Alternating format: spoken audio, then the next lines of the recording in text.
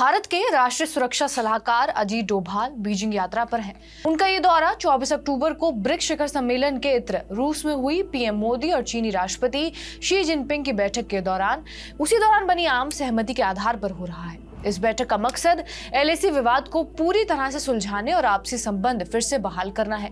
सरकारी सोर्स के मुताबिक एलएसी पर हालिया समझौते के बाद ये बातचीत बेहद अहम है।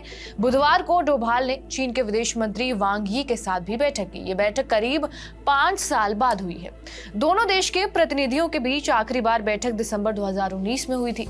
2020 में हुए लद्दाख विवाद के बाद भारत और चीन के रिश्तों में तनाव आ गया था। भारतीय विदेश मंत्री एस जयशंकर ने भी ये बताया था कि विवाद के 75% मुद्दे हल हो चुके हैं और जल्द ही पूरी तरह समाधान होने की उम्मीद है। एनएसए का दौरा ऐसे समय में हो रहा है जब दोनों देशों ने डेमचौक और देप्सांग क्षेत्रों से अपनी सेना को पीछे हटाने के समझौते पर सहमति बनाई है।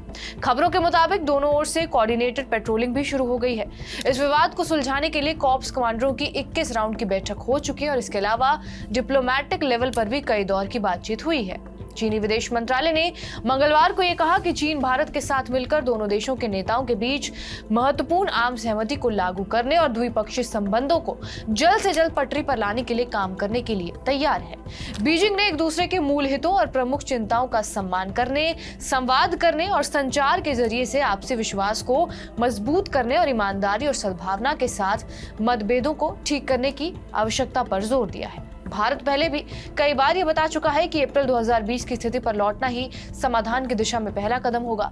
G20 के अलावा ब्रिक्स, एससीओ और क्वाड में भी भारत की अहमियत ने चीन को पीछे हटने पर मजबूर किया है। अब देखना यह अहम होगा कि इस बातचीत के बाद दोनों देशों के रिश्तों में कितना सुधार आता है। एलएसी पर पेट्रोलिंग को लेकर भारत और चीन के बीच अक्टूबर में पहले भी अहम समझौता हुआ है और समझौते के तहत एलएसी पर फिर सब कुछ वैसा ही हो जाएगा जैसा जून 2020 से पहला था।